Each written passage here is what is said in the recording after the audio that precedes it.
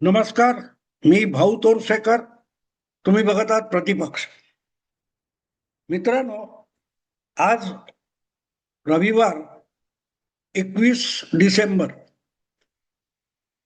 म्हटलं तर वर्षातला सगळ्यात लहान दिवस सुद्धा 21 डिसेंबर असतो, किंवा सर्वात मोठी रात्र पण 21 डिसेंबर असतो आपल्यासाठी.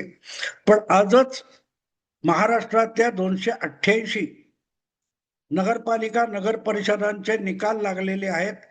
आणि मी सकाळी जो व्हिडिओ टाकला होता त्यामध्ये स्पष्ट केलं होतं की आता महापालिकांच्या निवडणुकांमध्ये रंगत भरायला सुरुवात होईल. आणि त्याचं कारणही मी त्यात सांगितलं होतं की हा प्रत्यक्षात खरा ओपिनियन पोल आहे. राज्याच्या कानाकोपऱ्यात पसरलेल्या 288 नगरपालिका आणि नगर परिषदा, यात सगळ्या नगरपालिका नगर परिषदा एकत्र केल्या तर मला वाटत नाही की राज्यातल्या साधारण 10% देखील मतदार तिथे नसेल. पण मुद्दा इतका आहे की 8 ते 10% खऱ्या मतदान करणारा जो मतदार आहे त्याचं मत व्यक्त झालेला असा हा पोल आहे. आणि म्हणून या नगरपालिका नगर परिषदांच्या निकालांचं जे विश्लेषण करायचं आहे ते एखादे एक्झिट पोल किंवा ओपिनियन पोल सारखं केलं पाहिजे. आणि म्हणून मी जवळजवळ 5 वाजेपर्यंत ज्या विविध चॅनेलवर आणि माध्यमातून या निकालांचं विश्लेषण वर्णन चालू होतं, डिसेक्शन चालू होतं, ते बघितल्यानंतर सगळ्यात जास्त मला सहानुभूती वाटली असेल तर ती उबाठा शिवसेनेचे पक्षप्रमुख उद्धव ठाकरे यांच्याविषयी वाटली. आणि त्याचं कारण साधं सरळ आहे की जो माणूस त्या लढतीमध्ये उतरला सुद्धा नव्हता त्याच्यावर सगळेच्या सगळे पत्रकार, विश्लेषक तुटून पडले होते. एका कोणातरी, मला आता आठवत नाही, कोणीतरी छान कॉमेंट केली की उबाठा शिवसेनेचं पानिपत झालं किंवा महाविकास आघाडीचं पानिपत झालं असं म्हणता येणार नाही. का? तर पानिपतची लढाई मराठे हरले, ते निदान लढून हरले होते. इथे महाविकास आघाडी किंवा उबाठा शिवसेना जर निवडणुकीच्या मैदानात रणांगणात उतरलेली नसेल तर त्यांचं पानिपत झालं असं म्हणणं अतिशयोक्ती होईल. हे ते वक्तव्य मला खरोखरच आवडलं, कारण तेच मी वारंवार गेले 3-4 आठवडे सांगतोय की एवढी महत्वाची निवडणूक आहे, महाराष्ट्राच्या पुढच्या राजकारणाला दिशा देणारी निवडणूक आहे, पण त्याकडे ठाकरे बंधू आणि ठाकरे पिता पुत्र यांनी साफ दुर्लक्ष केलंय. शरद पवारांवर दोष ठेवता येत नाही. त्यांची प्रकृती आणि उभय लक्षात घेतल्यानंतर त्यांच्याकडे मोठं काम, त्यांनी धावपळ करावी अपेक्षा करणं चुकीचं आहे. आणि दुय्यम पातळीवरचे नेते पवारांकडे उरलेलेच नाहीत. आणि काँग्रेस पक्षामध्ये तर राज्य पातळीवरचं नेतृत्वच नाहीये. पण काँग्रेसची पाळंमुळं खोल घट्ट रुजलेली आहेत, त्याचा फायदा काँग्रेसला मिळत राहतो.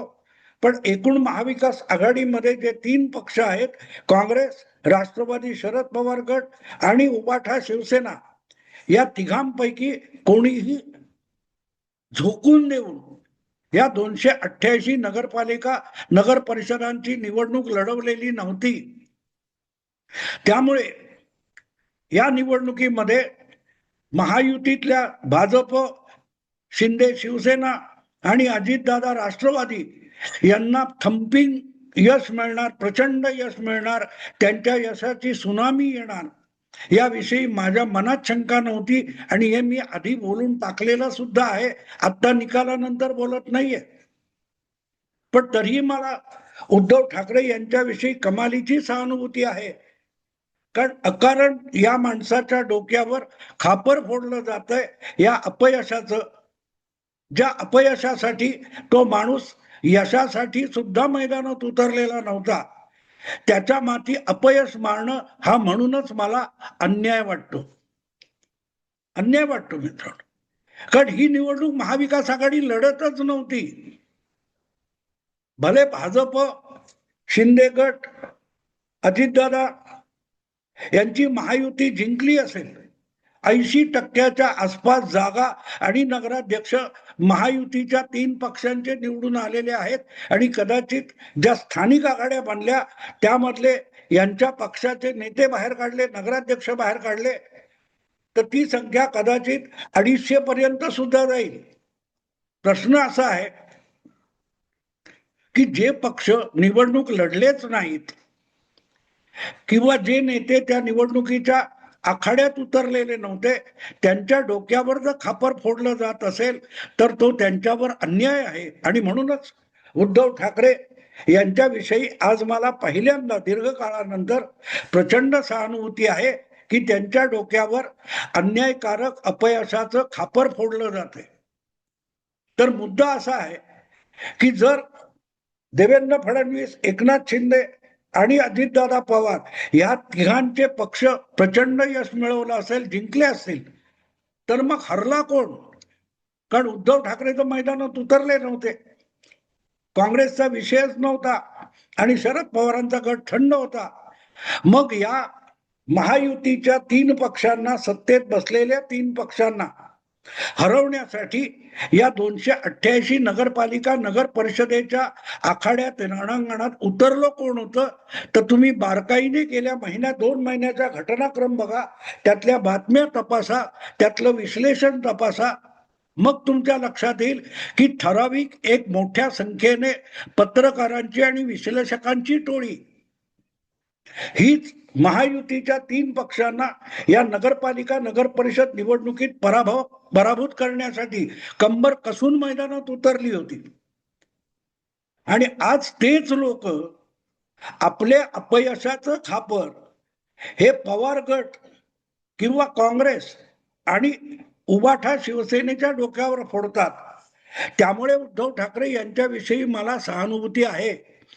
खरं तर याविषयी एक प्रश्न आदित्य ठाकरे यांना विचारला गेला होता की राज्यामध्ये 288 नगरपालिका नगर परिषदांच्या निवडणुका आहेत आणि त्याकडे तुम्ही पाठ फिरवून बसलाय, तुम्ही फक्त मुंबई महापालिकेच्या निवडणुकांची तयारी करण्यामध्ये अडकलेले आहात, मग तुम्ही यांच्याकडे पाठ फिरवलेली नाही का? तेव्हा आमचा सगळा फोकस हा मुंबई महापालिकेवर आहे, किंबहुना इतर महापालिकांवर अजिबात नाही. तर नगर परिषदांचा विषय येतो कुठे? अशा प्रकारचं, अशा आशयाचं उत्तर आदित्य ठाकरेंनी दिलं होतं. मग आज जर समजा उबाठा शिवसेना गट हा राज्यामध्ये 10 नगराध्यक्ष निवडून आणू शकला नाही, याचं खापर उद्धव ठाकरेंच्या माथी मारणं हा अन्याय नाही का? त्यांना हौस नव्हती उबाठा शिवसेना किंवा शरद पवार गट यांना महायुतीला हरवायचंच नाहीये. गेल्या विधानसभा निवडणुकीत म्हणजे 11-12 महिन्यापूर्वी महाराष्ट्रामध्ये विधानसभा निवडणूक झाली, त्यामध्ये जे काय महाविकास आघाडीचं पानिपत झालेलं आहे, बोजवारा उडालेला आहे, तेव्हापासून त्या आघाडीतले सगळे 3 महत्वाचे पक्ष, प्रमुख पक्ष हे हातपाय गाळून बसलेले आहेत. आणि महाविकास आघाडीने एक प्रकारे राजकारणाचं आणि महायुतीशी लढण्याचं आपलं काम हे काही पत्रकारांकडे आउटसोर्स केलेलं आहे, काही विश्लेषकांकडे आउटसोर्स केलेलं आहे. आणि गेले 2-3 महिने तर आपण सलग बघतोय की Thackeray brand, Thackeray brand, Thackeray brand, Pawar brand म्हणून ताबूत नाचवायचं काम हे पत्रकार करतायत. शरद पवारांनी असतील किंवा पवार गोटातले कोणी असतील किंवा उद्धव ठाकरेंच्या पक्षातले आणि गोटातले कोणी असतील, त्यांनी ठाकरे ब्रँडचा ढोल पिटलेला नाही. ठाकरे ब्रँडचा ढोल पिटणारे आणि त्यामुळे महायुतीच्या पक्षांना धडकी भरली इथपर्यंत भाषा वापरणारे जे होते ते या निवडणुकीत उतरलेले होते. त्यांनी कंबर कसलेली होती की काही करो, भले उद्धव ठाकरे काही करोत न करोत, पवार काही करोत न करोत, आपण पत्रकारांनी असा डंका पिटायचा आणि असं रान उठवायचं की त्यामध्ये भाजप, एकनाथ शिंदे आणि अजितदादा यांचे पक्ष पराभूत झाले पाहिजेत, ज्याचा फायदा पुढल्या महापालिका, जिल्हा परिषद, तालुका पंचायत निवडणुकीमध्ये महाविकास आघाडीला मिळेल. तुम्हाला आठवतं मित्रांनो, ज्या वेळेला किसान आंदोलन चालू होतं 2020च्या सुमाराला, आणि त्यानंतर 2022 मध्ये उत्तर प्रदेशच्या ज्या विधानसभा निवडणुका झाल्या त्यामध्ये परत एकदा प्रचंड बहुमताने भारतीय जनता पक्ष निवडून आला. तेव्हा त्या किसान आंदोलनाचे स्वयंघोषित नेते योगेंद्र यादव यांनी त्या निकालाचं वर्णन करताना सांगितलं होतं, आम्ही काय करणार, आम्ही काँग्रेससाठी आणि भाजप विरोधी पक्षांसाठी उत्तम खेळपट्टी तयार केली होती, पिच तयार केलं होतं. यांचे खेळाडू खेळलेच नाहीत. आणि ते जे योगेंद्र यादवचं स्पष्टीकरण होतं तेच आपण महाराष्ट्रात वापरलं किंवा त्या आधारावर आपण आत्ता झालेल्या नगरपालिका नगर परिषदांच्या निकालांकडे बारकाईने बघितलं तर लक्षात येईल महाराष्ट्रातले अनेक सेक्युलर पुरोगामी पत्रकार विश्लेषक हे आपल्या परीने काबाड कष्ट घेत होते. उद्धव ठाकरे, शरद पवार किंवा काँग्रेस यांना या निवडणुकांमध्ये चांगली धावसंख्या गोळा करता यावी, चांगली नगराध्यक्ष नगरसेवक संख्या गोळा करता यावी, यासाठी उत्तम दर्जाची खेळपट्टी या सगळ्या पत्रकार विश्लेषकांनी तयार केलेली होती. पण मैदानात खेळाडू, बॅट्समन, बॉलर यांना उतरावं लागतं आणि ते मैदानात उतरलेच नाहीत. त्यामुळे आजचा जो पराभव आहे तो खेळपट्टी बनवणाऱ्यांचा आहे. आणि ती खेळपट्टी जर तुम्ही केली असेल, तुम्हाला न सांगता तुम्ही केली असेल किंवा त्यांनी तुमच्यावर आउटसोर्स केलं म्हणून तुम्ही केली असेल तर पराभव पण तुमचाच आहे. त्यासाठी बिचाऱ्या उद्धव ठाकरे यांच्या डोक्यावर खापर फोडू नका. ठाकरे ब्रँडचा फुगा हा खुद्द उद्धव ठाकरे, आदित्य ठाकरे, राज ठाकरे यांनी फुगवलेला नाहीये. महाराष्ट्रात दोनच ब्रँड, एक म्हणजे पवार ब्रँड, दुसरा म्हणजे ठाकरे ब्रँड. ही भाषा पवार घराण्यातल्या कोणी वापरलेली नाही किंवा ठाकरे घराण्यातल्या कोणी वापरलेली नाही. ठाकरे ब्रँडचा प्रवास, ठाकरे ब्रँडचा करिश्मा हे शब्द कोणाही ठाकरे किंवा पवार कुटुंबातल्या परिवारातल्या माणसाचे नाहीत. आणि नसतील तर ज्यांनी या ब्रँडचा डंका पिटला होता त्यांचा पराभव होता. आणि त्यापैकी एकही कोणी आज या निकालांची आकडेवारी येत असताना चुकूनही कोणी ठाकरे ब्रँड हा शब्द वापरत नव्हता, पवार ब्रँड हा शब्द वापरत नव्हता. असो, 2-4 दिवस जाऊ देत, महापालिकांच्या निवडणुकाचे पडघम वाजायला लागले की मंडळी परत ठाकरे ब्रँड, पवार ब्रँड हा डंका पिटायला सुरुवात करतील. पराभव झालेला आहे तो अशा बाजार बुणग्या पत्रकारांचा झालेला आहे जे आपले पत्रकारिता आणि विश्लेषणाचं पावित्र्य विसरून महाविकास आघाडीतल्या नाकर्त्या पक्षांचा ढोल पिटून रान उठवण्याचा प्रयत्न करत होते. पण रान उठवतात म्हणजे काय माहिती ना, जंगलामध्ये चारी बाजूने ढोल ताशे किंवा डबडी भांडी वाजवली जातात, थाळ्या वाजवल्या जातात, मशाली घेऊन फिरतात आणि त्या बिबट्या वगैरे कोण असेल त्याला जिथे माचणावर शिकारी बंदूक रोखून बसलेला असतो त्याच्या टप्प्यात आणतात आणि मग गोळी झाडून शिकार होते. त्याला रान उठवणं म्हणतात. पण इथे रान उठवलं जात होतं पण माचणावर बंदूक घेऊन बसलेला शिकारीच जागेवर नाही, याचा रान उठवणाऱ्यांना पत्ता नव्हता आणि म्हणून हे असे निकाल आले. आता त्याचं परिशीलन आणि विश्लेषण करण्याचे आव आणले जात आहेत. पण ते सुद्धा खरं नाहीये. दुर्दैव असं आहे की असले डंका पिटणारे जे बाजार बुणगे पत्रकार आहेत त्यामुळे मतदारांची दिशाभूल होत नाही. अरे, ठाकरेंना सोडून नगरसेवक गेले असतील, आमदार गेले असतील, पण केडर जागेवरच आहे, रुग्णवाहिका जागेवर आहे, स्थानिक लोकाधिकार समिती जागेवर आहे, शाखा प्रमुख, गट प्रमुख जागेवर आहेत. फक्त आमदार गेले, फक्त नगरसेवक गेले, असं करण्यातून तुम्ही उद्धव ठाकरेंची फसवणूक केली. असला खोट्या कुणाट्या गोष्टी सांगून मतदाराची दिशाभूल झाली नाही. दिशाभूल झाली ती उद्धव ठाकरेंची असेल, शरद पवारांची असेल, काँग्रेस पक्षाची असेल. वोट चोरी हा मुद्दा नाही, त्याच्यावर प्रचार करण्यात वेळ घालवू नका, हे कान पकडून तुम्ही उबाठा शिवसेना असेल किंवा काँग्रेस राष्ट्रवादी यांना पटवलं असतं तर ते मतदाराकडे वळले असते आणि मतदार अधिकाधिक आपल्याला मत देण्यासाठी त्यांनी काम केलं असतं तर आजच्या सारखे निकाल लागले नसते. हे लोक आज सांगतायत. देवेंद्र फडणवीसांनी किती सभा घेतल्या, एकनाथ शिंदे कसे गाव फिरत होते आणि अजितदादांनी सुद्धा किती ठिकाणी जाऊन सभा घेतल्या. पण उद्धव ठाकरे सभाच घेत नाहीत. उद्धव ठाकरे आळशी घरात बसले. उद्धव ठाकरे मातोश्रीच्या बाहेरच पडत नाहीत. हे भाजपवाले सांगत होते, पण कुठलाही पत्रकार सांगत नव्हता. ही बाब लक्षात घेण्यासारखी आहे. एक प्रकारे घरातून बाहेर पडला नाहीत तर राजकारण अशक्य आहे, हा सावधानतेचा इशारा भारतीय जनता पक्ष किंवा एकनाथ शिंदे यांच्या शिवसेनेकडून उद्धव ठाकरेंना दिला जात होता. उद्धव ठाकरेंना त्यांचे खरे प्रतिस्पर्धी जागृत करत होते.